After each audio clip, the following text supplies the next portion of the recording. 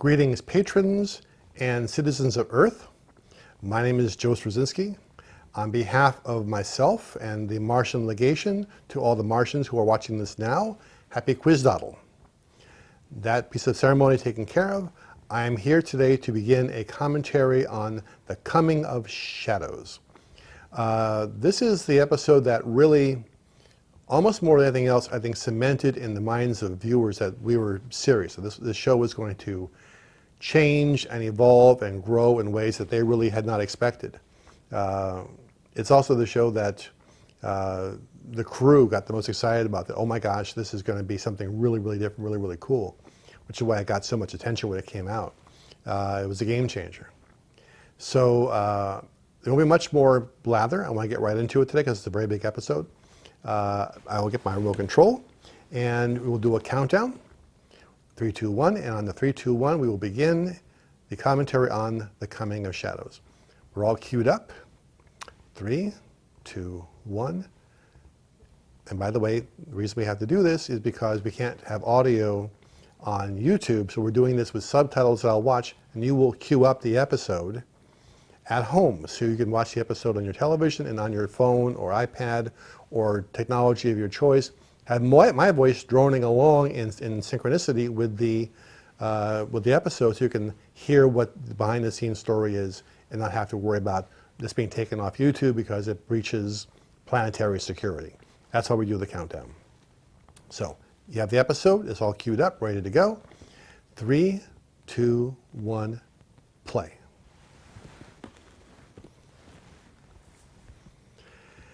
Centauri Prime, I always liked the fact that we had more lights along the edges of the various countries than we had on the inside. It really did show that that's kind of where their culture was based, more on the outside. The cities tend to work their way in from the coastline as a rule.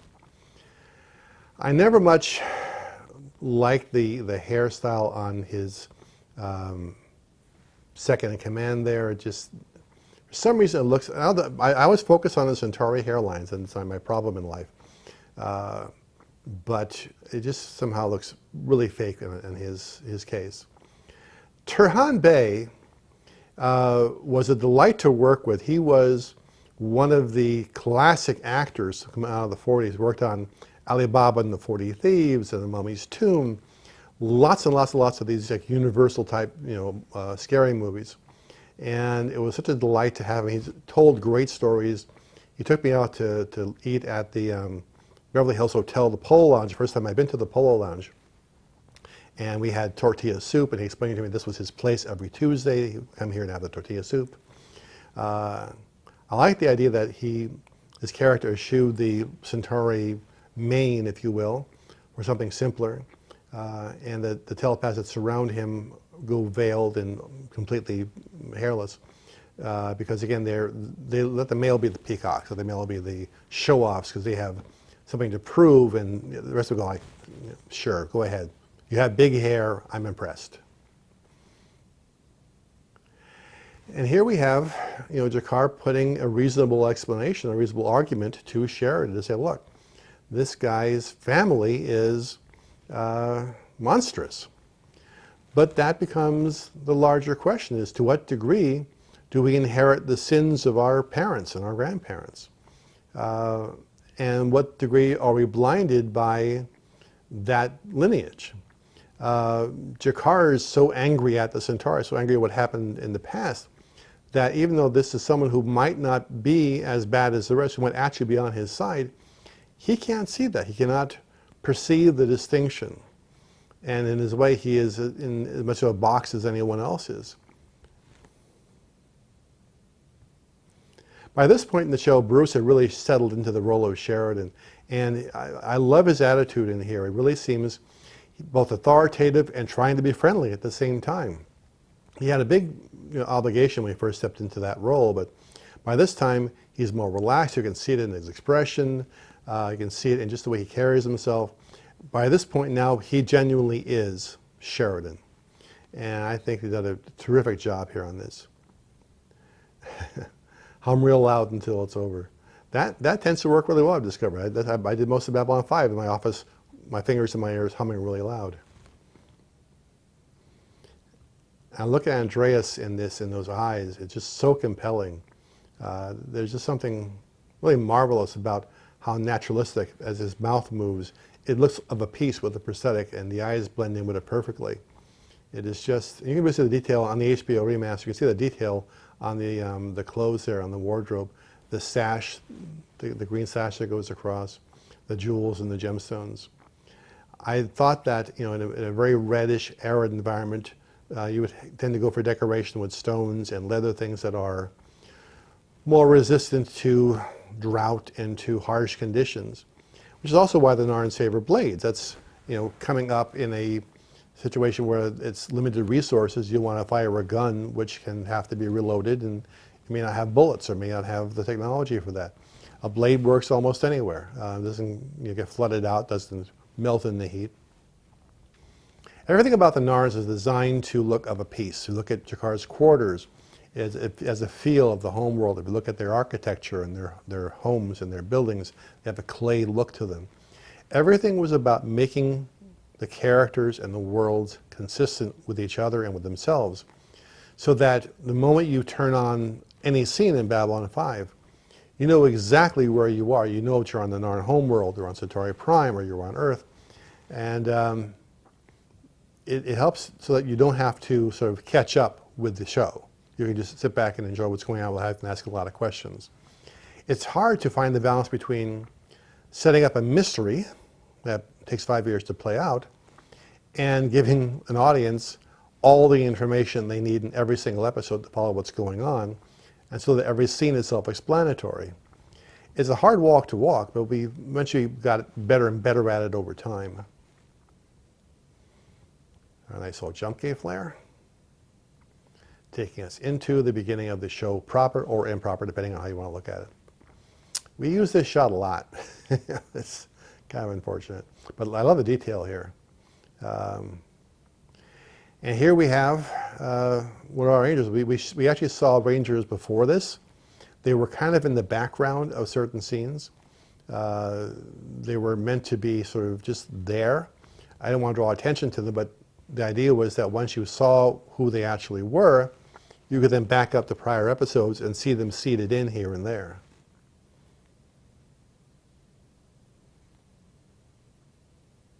Love the designs of the Centauri ships. They have this just regal, but also scary, but also weirdly eccentric construction. The purple, the showiness, but they're also pretty mean mothers when it comes to being in a battle. Now here we have Londo, who is ascendant. He has made some inroads, and he is now being courted by people of authority to say, we're not exactly sure what he has going for him, but there's something going on that we need to be involved with. And we also now begin to see that he's been pulled into plots beyond that which he himself originates. Rifo is such a great character. He's just so stone cold and so matter of fact about it, really. The set, again, if you look at again the coloring of the walls and the lighting in the set, we have the Centauri purple that's seen in the ships being echoed in his quarters, in his jacket. It's all again about that sense of place.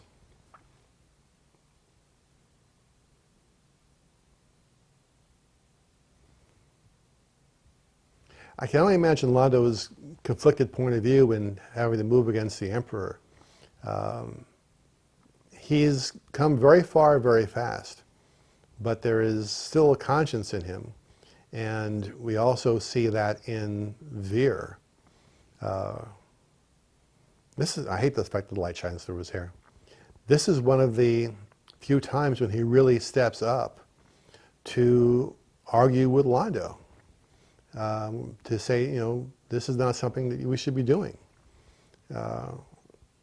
I love the trajectory of Veer's character, from this bumbling, stumbling, very shy kind of guy to becoming something more than that. The theory on the entry to the station is that you came in The doors closed behind you and above you, and then a track lowered you down into a bay, which would then click around like a revolver and a gun to lock you into whatever docking bay you would need, and then it would then push you out into it. This handshake actually goes back to a Roman tradition where you would grab each other like this, which is how you made sure that the person wasn't carrying a knife.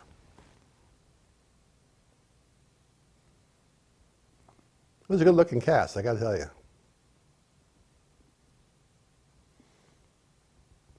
And he's just so regal, you know, Turhan Bey. He's played such a range of characters that were often royalty or viziers or grand characters. And he brought that to this. I can't imagine anyone else really playing this role.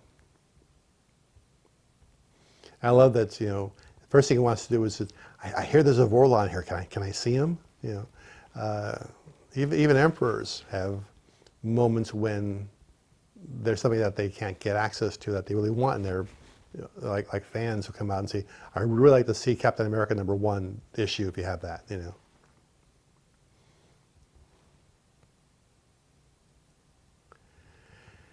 And here we have again G'Kar stepping out into his own conspiracy. This is about conspiracies inside conspiracies and plans inside of plans. So while we have Rifa trying to knock down the Emperor in one way, G'Kar is trying to knock him down in a much more literal way. And again, the lighting here tells you exactly where you are. I grew up on sagas. I grew up on stories that were long and involved and detailed.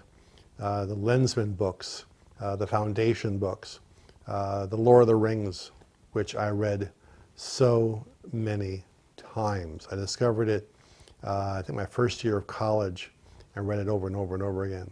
I actually wrote a term paper in junior college at Southwestern College in Elvish. So for me, these kinds of sagas, look at I Claudius too. You have these kinds of interlocking mysteries and conspiracies, which I grew up, I think I saw it when I was still in high school or early college.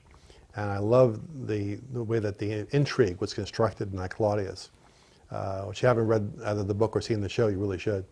And some of the construction I brought to the intrigue of Babylon 5 matches some of the general approaches that is in that book, just in terms of the inspiration for the conspiracies. I love it that the Emperor starts off with one of the sort of sidebar questions. It's not who are you, but why are you here? And that will become a more important question later on, which Lorien asks. And the point that he raises is one that for me has been kind of the deciding factor of my life, which is waking up into the reality that you have choices. We're always told, you know, you can't fight City Hall, you have no choice, you got to do this. Actually, you do have a choice. And as I may have mentioned before, the moment you decide that you don't have a choice, you've made a choice.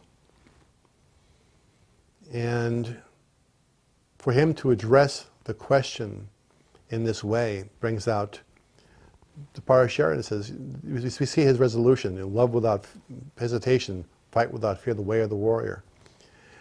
But in a way, it's oddly become a misnomer. You often hear YOLO, you only live once, and live every day as if it's your last day. But that misses the point that it's about, not about living life where you're drinking all the time and going crazy and just doing everything and cramming it all in. It's about living an ethical life, a life where you make the choices that you won't regret the next day if you die. And as he points out, people often get caught in their lives. They get, you know, the past tempts us, the present confuses us, the future frightens us. But that's why it's important to stop for a moment and reassess, why am I doing what I'm doing? Why am I here? Is this where I really should be? And that's the question that ripples through all of Babylon 5. What is your destiny? What is your choice? What do you want to do? Where do you want to go? Where do you want to park? Can you find your way back from there or not? I'm a big believer and the notion that we can do whatever we want to do, that we can change the world if we choose to change the world. And that is the core of this show, and this episode in particular. I like the quiet moment here where we see G'Kar basically deciding, I'm not going to come back from this. I'm going to die in the process. And that's quite a hard moment for almost anyone. I like having characters facing that moment in different ways. The Emperor faces it in his way. Again, there are parallels between them. G'Kar is certain that he's going to die in this process. The Emperor is also about to learn he's about to die. And the question becomes, well, how do you face that? How do you face your last hours? How do you face knowing you're running out of time? Do you keep making the same mistakes that those before you made? Do you keep making the same mistakes that you made? It's time to consider. I love that Claudia just loads up that little napkin with like 4 or 5 pieces of food. Like she's never seen food before, Ivanova's character. Like, ooh, I can have these later. I'm not sure she actually eats it because a lot of the food was just like sitting there for a long time, and under the hot lights it gets a little bit grim. Look at how the chess piece shimmers on G'Kar. The wardrobe in this show is just so phenomenal, so beautifully done. I would come onto the set and it would feel like, you know, a real piece of clothing.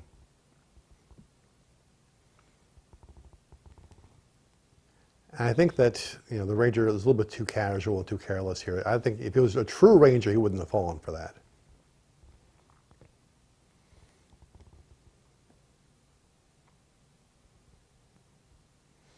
Then again, they're supposed to be very subtle. Wearing this big old symbol on your uniform might not be the best choice to pass anonymously. I mean, they should be dressed differently, but I like the idea of them all kind of being of a piece.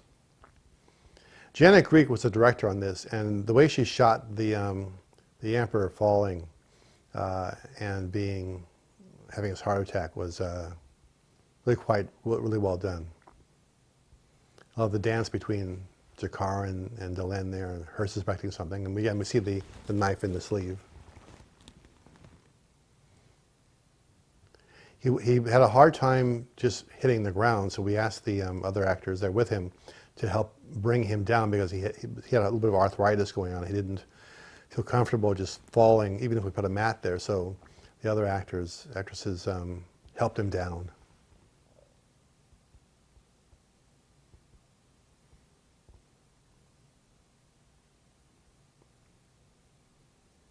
I love that Sharon doesn't have to be told. He knows something's wrong, something ain't right. I love the idea of having telepaths in 2 different areas. Oh, the other gentleman in the room is our unit production manager. He wanted a brief cameo in the show, and we gave him one. Anyway, that telepathy can surpass the speed of light issues. And what 2 telepaths know thousands of light years away is known at once by the others. Skip Bodine, by the way, was the name of the unit production manager, RUPM, who got his moment of fame in 2 seconds on frame. If you go back and look at it, you'll find him there. Skip kind of kept the budget on the show.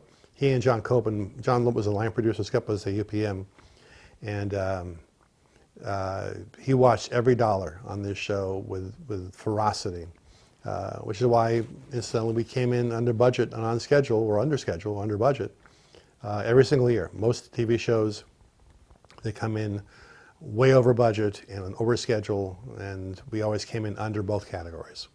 Warner's used to send guys down to the stage to have us explain to them how we did this.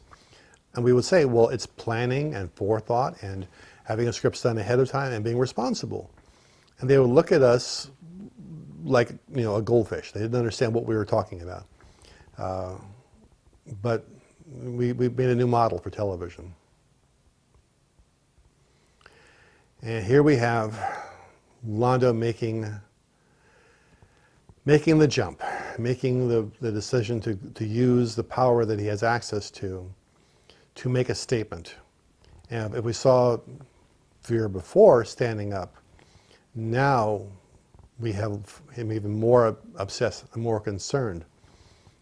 When Londo says, "I'll take care of it," that's him taking responsibility for all that happens.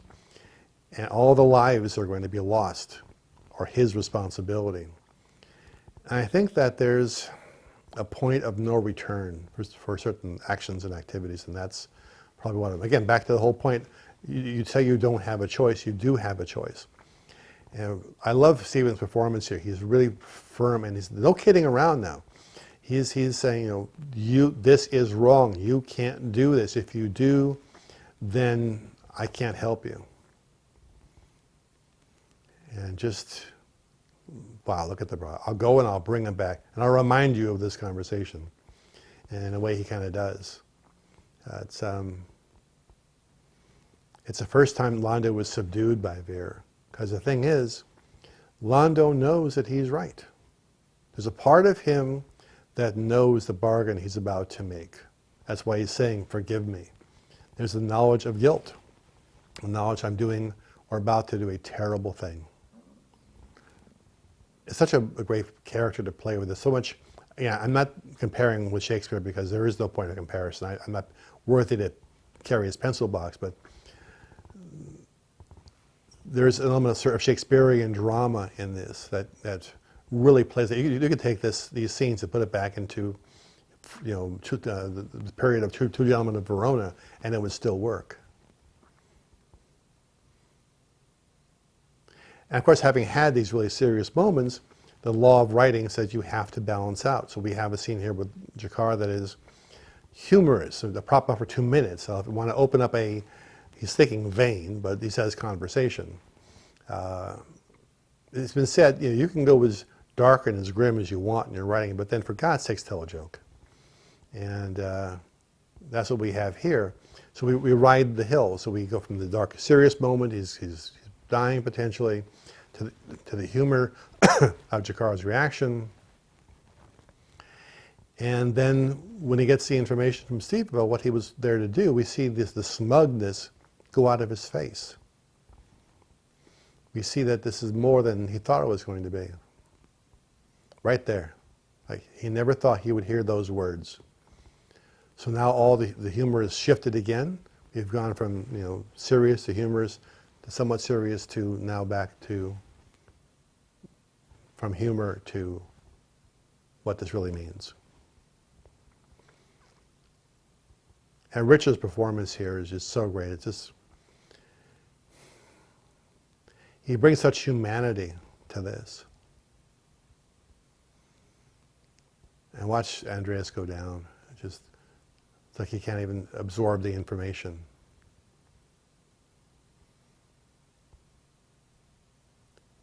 Richard was so amazing as an actor. He had hearing issues, very serious hearing issues. So that made him watch people more carefully than usual, was looking for the cues as they said things to know when his line was coming up. And that gave him, I think, a certain intensity in his performance that just really shines through. And now we have the montage of I see a fiery hand reaching out across space, the Technomage warning. And a few scenes we shot outside. We actually sit outside the building to get that shot. And him becoming emperor, and then we see him as he was in the TV movie that we did. We said in the very first episode that he sees G'Kar strangling him, and this is that moment. So again, people start to realize, oh my gosh, this was mentioned in the first episode. They didn't just drop it. That wasn't just background information. That was something that's going to be real. And we see the missing eye. We see all the things that we set up here being later on brought to fruition, where he has his eye taken out by Cartagia, where we see in the beginning what those moments actually constitute. That's why I say this was a moment that was kind of a game changer for the show, is that we start to pull together the threads that say this is a much larger story than anything you've seen in science fiction before, which in American television it was. It wasn't episodic. It wasn't, the monster of the week. This is a much larger tapestry. And for this moment, I love the sheer power that shows of the shadow vessel. When they hit the Narn fighters, they don't just knock them down; they disintegrate them. There's not even a question of them having any effect. And when fans, and viewers saw them truly unleashed for the first time, and we had glimpses of them before, but to really see them in this much detail was just scary as all hell.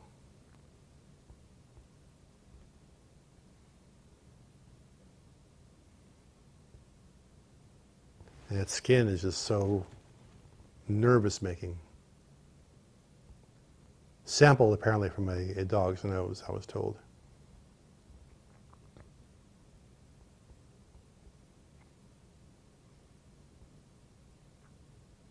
And in a matter of seconds, they have done damage beyond belief and sent a message that will be received by both sides. And this is how wars start. Someone says, we're going to do this. And next thing you know, war happens, confusion, chaos, and before you know it, someone loses an eye.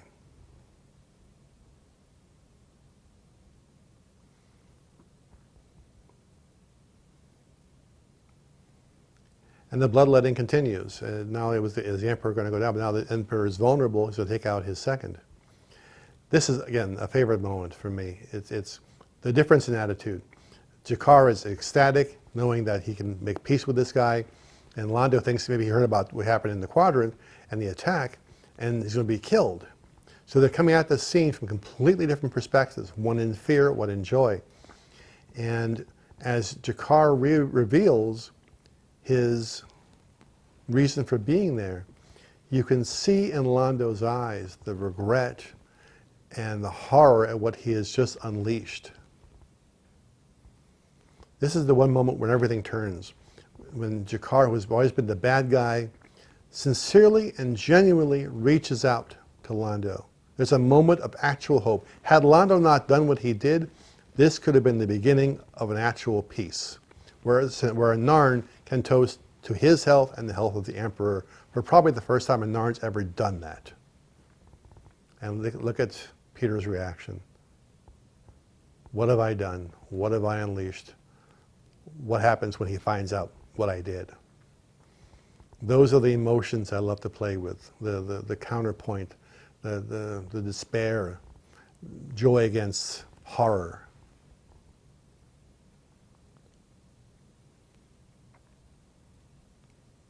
And sure enough, as Londo promised, he took care of it. And the Centauri who arrive find themselves with only partial foes to deal with.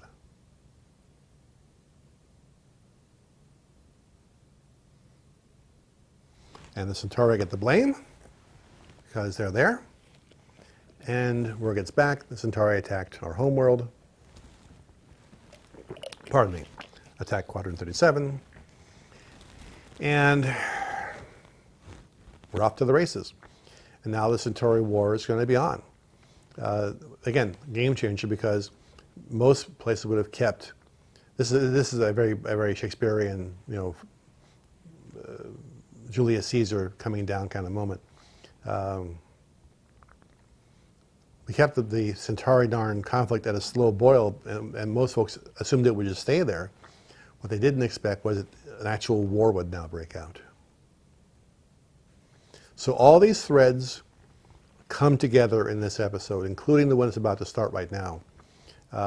When Michael O'Hare left Babylon 5 at the end of the first season, everyone kind of assumed that that would be the last we see of him. Before Michael left, in terms of going back to New York, I said, look, I want to bring you back. I want Sinclair to come back as a character. I need you to do me a solid and just trust me on this. I'm going to write a couple of scenes for you to shoot, just single camera. We can have a studio do it in New York, and we'll bag those for the future. They are my down payment to you. They are my promise to you that you are going to come back to the show. Because in this town, talk is really easy and talk is cheap. I am asking you to, as a personal favor, to shoot these for me, to know that this binds us, that we will have this in the show and we will bring you back. And so what you're seeing here was shot literally about, I think probably about a week after we finished the first season. He came back to New York and we arranged for a little, again, one camera studio to do this. And I put it in my back pocket and held on to that footage for the right moment, which was this. As we introduce Sinclair as the head of the Rangers. And we now introduce the people we've been seeing for the last several episodes, building up to, again, pulling the threads together. These are, for 2 months, they've been here, Rangers and who they are and who they work for, and bringing in Sinclair. And it's all about details. It's all about the small touches. When I was living in a religious commune during my college years, long story, we had to carpet one of the rooms in the facility. And we went to a carpet company and went dumpster diving. We pull out bits of carpet to then bring back to the place and put down this carpet. And everyone else got these huge swaths of carpet, like 4 feet by 2 feet, putting them on down. And I grabbed all the tiny little pieces and made this little tiny, not a tapestry, not a mosaic, it was just a weird thing that I liked. And the guy in charge came in, looked at this thing when it was done, and said, well, I guess we can tell what part Joe worked on. It was known as the Straczynski mandala, from that point onward. I misidentified, it was quadrant 14, not quadrant 37. That's a different story altogether. And now we have the realization of what all this means. And just the impact of all this, just the impact of everything changing. And imagine you were Jakar and you actually held Londo's hand, you shook Londo's hand.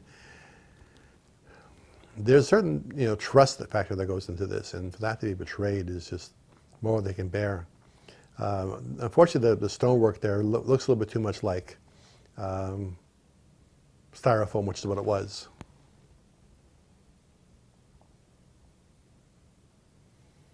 I gotta give Michael full credit for doing this. A lot of people wouldn't have done that. They would have said basically, screw you, you want to hire me, and I'm not gonna help you out. But Michael did. Michael did. Stay close to the shadows, stay close to the wall and look out for shadows and move when you're not looking at them. And again, we're setting it up right in plain sight.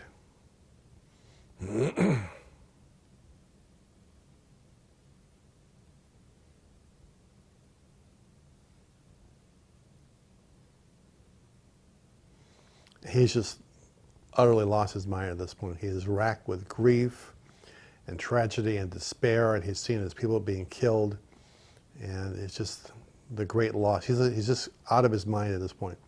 And yeah, another step or two, they would have shot him, because he would have had to. This is as close as Jakar ever got to being hysterical. I mean, just so blind with anger and grief and sorrow that he just is beyond reason. And Sheridan's not wrong here. If you proceed, all you'll do is die. That won't help your people. You being their voice is what will help them. And again, a very pivotal moment. Does he want revenge? Which this entire show has been all about revenge. Or does he want to sacrifice his own pride, sacrifice his own ego to do what's right? And he has to hit something, so he hits the wall. But Jakar's story in the first third of the show is really about him learning, for one reason or another, to release that rage and to think bigger than he has thought before, to do what is right for his people, even if it is at personal great cost.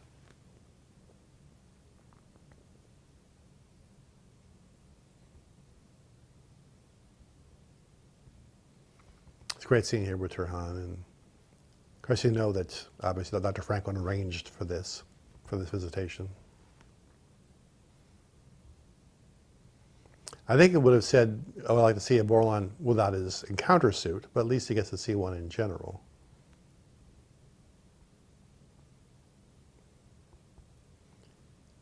And when he says, in fire, how will this end in fire? We know that more is coming. We know this is going to get really hot after a while, as it were. And of course, in the much later episode, when Sheridan really is at the center of everything, was that episode called Into the Fire.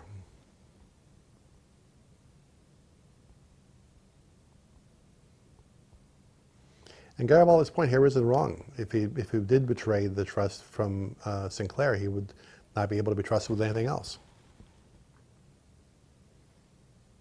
He has Sheridan a kung fu lock, brain lock, a matrix brain lock.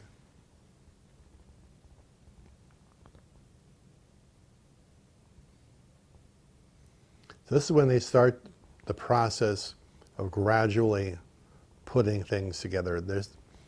You have to be very careful and judicious that you can't just have characters suddenly know something overnight. You have to allow them room to figure it out. So you start with rumors, you start with supposition, you start with what if. And then gradually, inch by inch, you can bring them and the audience to the point of understanding what's really going on. So you could just say it in a few words rather than having to do a whole lot of exposition.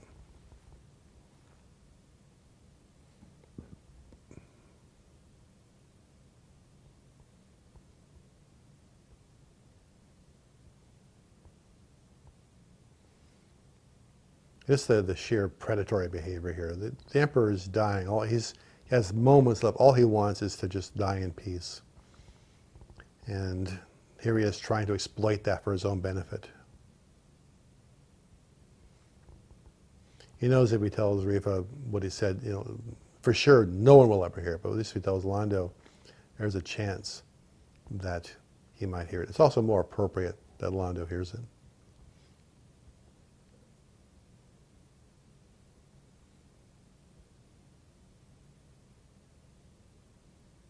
Yeah, great performance. A good death for a good character. He did it very convincingly.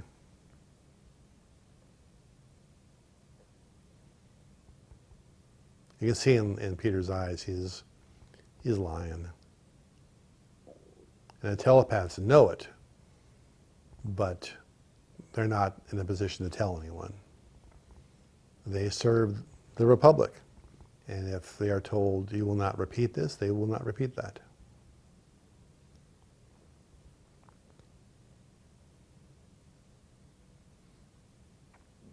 I love this quiet little moment of what he really said.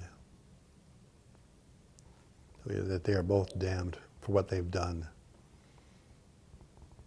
The response, small enough price to pay for mortality. How many people have made that bargain in the past?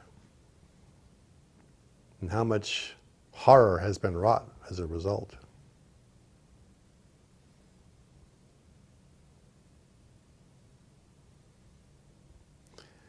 The metaphor here, everything is broken. Everything is broken.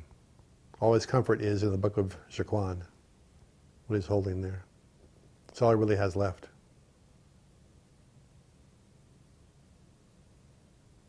He's gone to a very deep, dark place.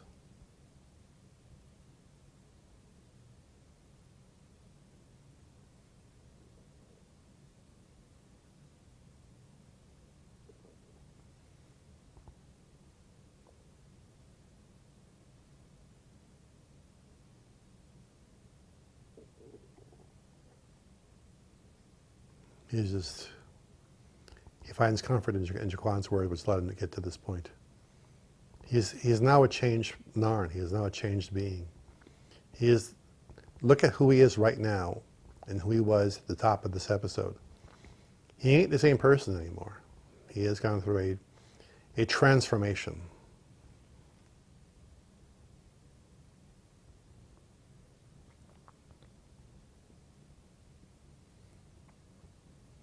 And now we start lumbering up Mollari with the cloak. We're starting to take him a little more dark almost immediately.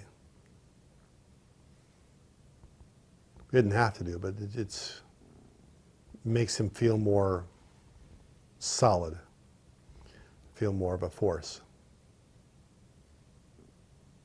He also holds his arms down, so it's really more oppressive. His power, it's a symbol of power, also is oppressing him as well at the same time, which is what he's going through.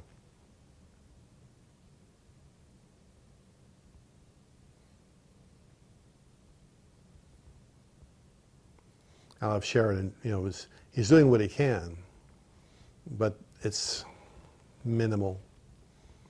Sending observers is what the UN does when there's a hot spot, but their ability to respond are really limited. Notice how much Peter is not making eye contact. The first rule of an actor is you always maintain contact with your other actor, but like Jakar, he has gone inward to get through all this. So he spends a lot of time looking off past them to a spot somewhere inside of his own head.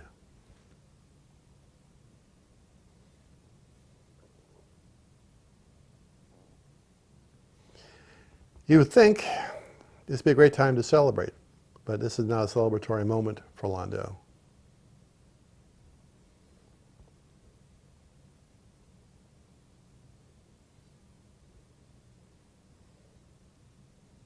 They want to proceed in quiet, without observation, which is what, of course, Sharon knew in the first place. He knew exactly that would be the response.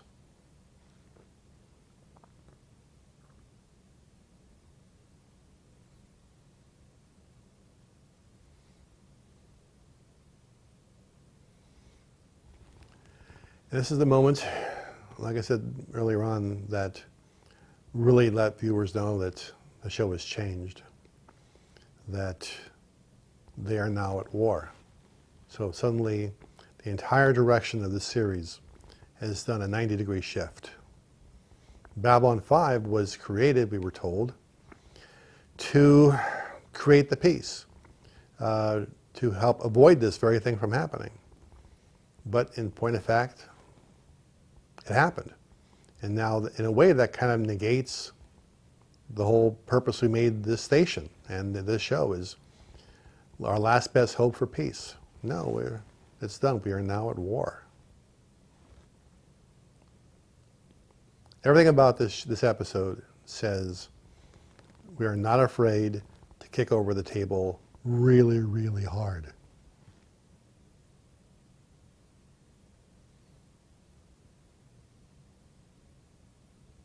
And here's the reward. Here's, you sold out the Emperor, you sold out the Narns, you sold out your soul, but there's a new power in place now. And the young man who he thinks they can control, of course, is Cartagia. And Cartagia, we learn, is a bigger threat than almost anything else that the Centauri have ever faced. Like, the doctrine of unintended consequences. Yeah, you got rid of the Emperor, but by golly, look who followed him. You end up his head's on a desk.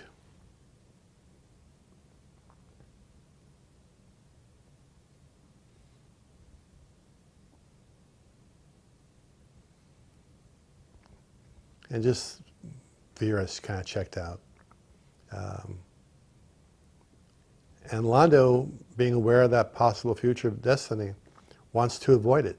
He still thinks there's an opportunity to avoid it.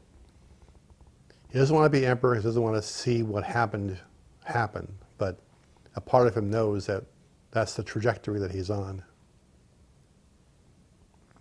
Peter did such an amazing job in that scene. And all the scenes that Londo appears. But this is the one, if there's any episode at all where it really is the Jakar and Londo show and the Andreas and Peter show, this is the one.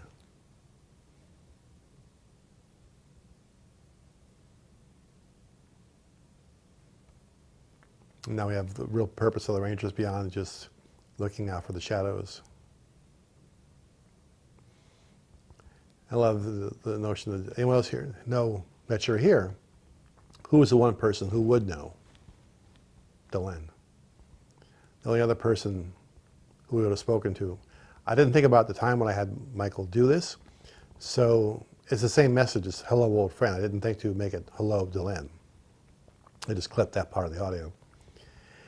And that is the Coming of Shadows, one of our strongest episodes. It was the one that really, for me as a writer, gave me a chance to flex my muscles, whatever they are constitute, and show the audience we're not kidding. Thank you for joining me for this expedition into the past. It has been a joy, as always, doing these. I look forward to the next commentary for our Patreon page, and I will see you on the flip side. Stay out of trouble.